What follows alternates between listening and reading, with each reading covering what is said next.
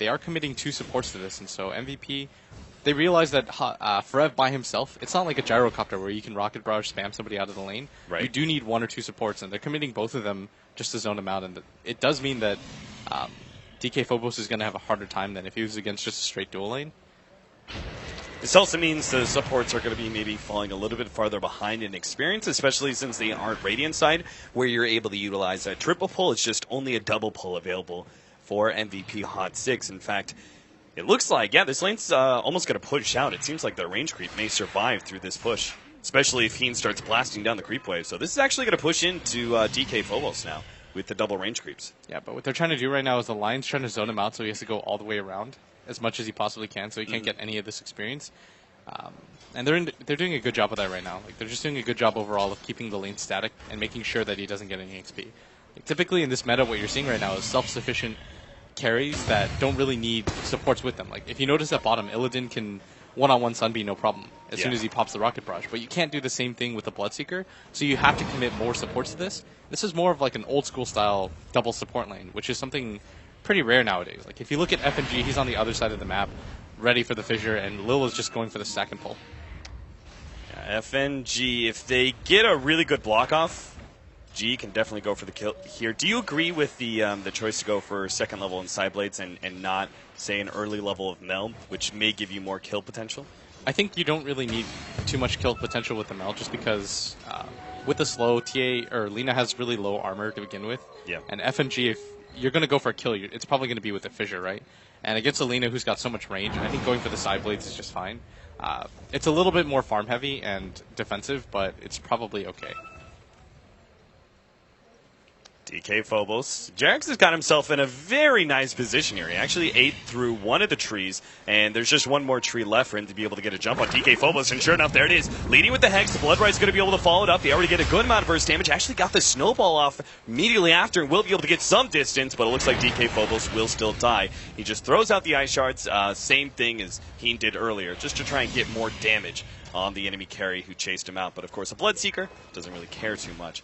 And now Bloodseeker is getting to that position where, while they did have to put 2 supports behind him, Bloodseeker can still full-time jungle, which is a gigantic advantage. And he can go ahead and give up this lane to probably the, well, either the Pugna or the Lion would actually get a big advantage out of solo experience. Yeah, the downside here is that MVP is trying to push this tier 1 tower down, but DK Phobos is already alive, and this is the trade-off. You want to take the tower, but you're going to willingly give up XP to DK Phobos, so he's going to be pretty satisfied with this trade. He's doing a good amount of harass, and almost everybody from MVP is a little bit hurt. He doesn't have any mana, and a Pugna without mana doesn't really contribute too much to the lane, and DK Phobos is going to get almost level 4 off of this tower aggression that they just used, and FNG might even decide to go up there at some point just to protect him, because Lion at level 2 and 3 is one of the strongest supports, because Hex lasts for so long.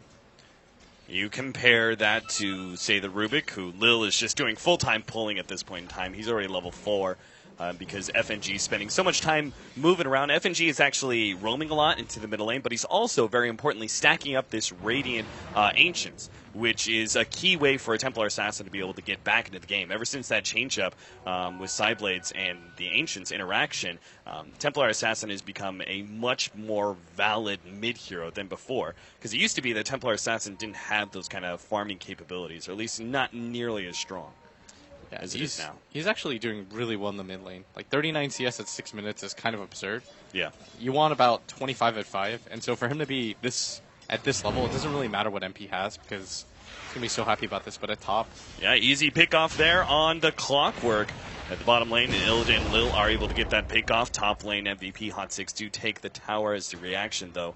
They already brought it low enough, and honestly, VP just do not have the kind of rotational strength just yet to be able to defend an outer tower. So it's at that point in time that we'll probably see the Bloodseeker doing a lot of jungling. No need to be in lane anymore, and one of those supports can kind of take the gamble of pushing forward and trying to get that solo experience. But Heen, in his trial there to try and get out an early ward, it's a good laning ward to have, but unfortunately he got spotted out by another laning ward from VP. They actually replaced the tower essentially with the ward, and that's what gets them that kill.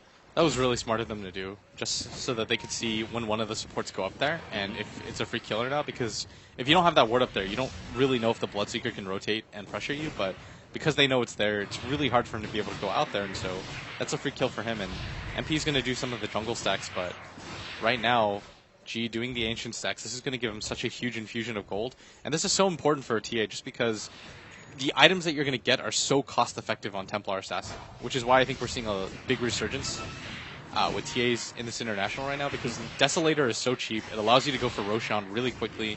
She's one of those mid-heroes that don't really lose any of the lane matchups that you would expect. And so we're seeing that right now, and she's just having such a good time. Like, she's even beating the Bloodseeker in overall farm right now. Yeah, Templar Assassin and Clinks, the two big Desolator heroes now. Jarek's going to be put in a bad position. In fact, locked inside with the Ice Shards. Quick snowball to be able to pull God inside. They will be able to get that kill. MVP Hot 6, not much they could really do about that one. And if they're not careful, yeah, God's actually going to spot out this stack. He could go for it, but first he wants to utilize this haste rune to be able to get the kill onto the Pugna. Now he has a Decrepify, and it's going to try and TP out, but it's not going to be enough. Decrepify just doesn't last long enough. God gets the last right click for a double kill. And Virtus Pro taking a very early lead here. Rupture getting laid out. Looks like Forev really wants to go for this kill on FNG. Did he block out the Bloodseeker? He did. Beautiful setup. And now looks like FNG will perfectly survive. The snowball goes out, but Forev is obviously way far out. That fissure positioning by FNG was insane. Oh, no. Clockwork. Poor Earthshaker. Goes down, Clockwork. He went for the 3 levels in Rocket Flare over the level of Battery Assault. I feel like this is a pretty smart build when there's a lot of heroes on the side of VP that you can't actually contest in a 1 versus 1 inside Cogs. The Gyrocopter is more powerful with his Rocket Barrage most of the time, and Templar Assassin will usually beat you to a pulp before Battery Assault does its work. And then you've got Tusk, who just snowballs if you ever manage to get him inside the cogs. So I feel like the Rocket Flare is a lot more valuable in this game, where 9 times out of 10 you usually see a Battery Assault first. Yeah, the interval timing is the same whether you level it or not, so it doesn't really make that big of an impact. And having that 3rd level of the Rocket Flare definitely secured that kill for him. But what I'm a little bit concerned about right now is that Sumbi is a bit under-leveled and a bit under-farmed. DK Phobos is in a similar situation, but DK Phobos was against a straight-up tri-lane. So his is a little bit more forgiving, but FNG at top decides that he's going to smartly farm this. This is typically what you do. You give up, once you lose that tier 1 tower at top, because you don't want to be there as an offlaner, instead you stick a support there. Yeah. And they don't want to smoke gank FNG of all heroes, because if you can't get a tower out of it, then it's probably not worth the 100 gold investment of the smoke and the cooldown of the smoke. So this is a better move for them, is they're going to go for Lil here. It's not ideal, but it is something. And they'll be well set up to put pressure on this bottom lane and force the Gyrocopter away from the wave. I'm sure they're not going to be able to catch him by any means, but they will just keep him from farming and may even put some pressure on that tier 1 tower. Now, Forev did go for the Hand of Midas build, not a big surprise. Most Bloodseekers are going that route nowadays, but this kind of means he's not going to have a whole lot of effectiveness in the next 5 to 10 minutes. MVP Hot 6, though, I think they've got a strong enough 4-man lineup that they can, force fights against VP. Yeah, so this is what I was talking about. When you go for a smoke, they were actually trying to go for Illidan there, but they weren't able to do so. They ran into Lil, but because this bottom lane was already so low, they were able to rotate down. Yeah. And it's one of those smokes that isn't designed to kill somebody, but if it does, you're fantastic, because you're going to get the tower no matter what. Like, FNG showing himself top. If he TPs in, he'll have max 1 Fissure mana, and so MVP Hot 6 feel really comfortable continuing that push.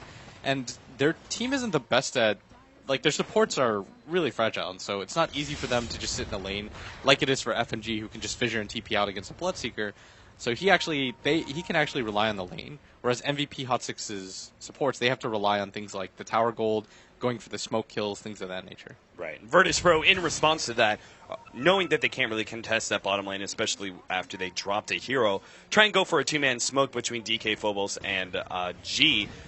G decided to go for a Blink Dagger here. Now, the Blink Dagger builds, obviously there's many squishy heroes. Oh, they actually jump in. They're going to be able to grab Lil, push him. Oh, Jesus, that triple ultimate's used for the poor Rubik. That's twice in a row that Lil just gets overly ganked.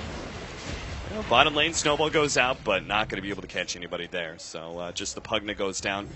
Fortunately, the Lina does escape for MVP Hot 6. MVP Hot 6 are still in a good position to take the middle tower, though, so they can still make the better of this trade-off. They're definitely knowing that they can take early control of the map. Yeah, the reason why that 3-man ultimate is fine, and a lot of people might look at that and say, no, it's not. It's because there's a good chance that they can get the tower. Oh, Lily TP'd in straight into the cogs. The TP out is there from the clockwork. Jarex is going to be caught, though. All of Virtus Pro center up to defend their tower. Sunby actually couldn't complete his TP, gets canceled, and will end up going down to Illidan. So a 5-man out from Virtus Pro will allow them to be the ones to take the middle tower instead.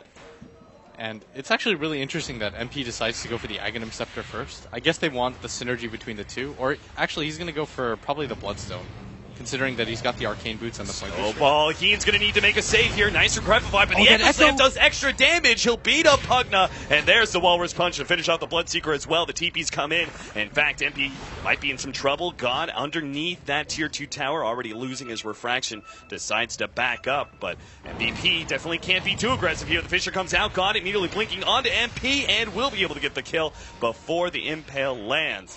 MVP Hot 6. Just a little bit too disjointed in their plans to defend their towers. They come in one by one, lose 3 different heroes in the process. They just don't have the type of lineup that can disengage after, because VP have one of the best chasing lineups in the game. You've got Illidan, who can always back you up with the Rocket Barrage, Distance Flat Cannon, and the Call Down.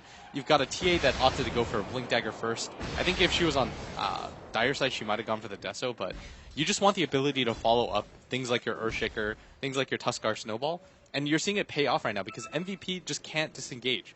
They don't have any defensive abilities like something like the Fissure. Like once they get gone on, they're pretty much committed at that point for the fight, and that's what you saw right there. And then they decided to go in 2 at a time thinking that the Tier 2 was going to be enough, but you've got heroes like that can fight from a distance from VP, and so it's way too difficult to disengage there. And MP, he should head towards mid because they need a 5-man down this tower. Like, they need to grab some of the momentum back, and this is a lineup that's designed to be aggressive. Heen gets blown up as he tries to go for the tower, but that gets denied. It was left with just 1 or 2 HP, and Lil will gladly take that away from MVP Hot 6. 12-5 now. Virtus Pro, I mean, they started off things pretty well, but MVP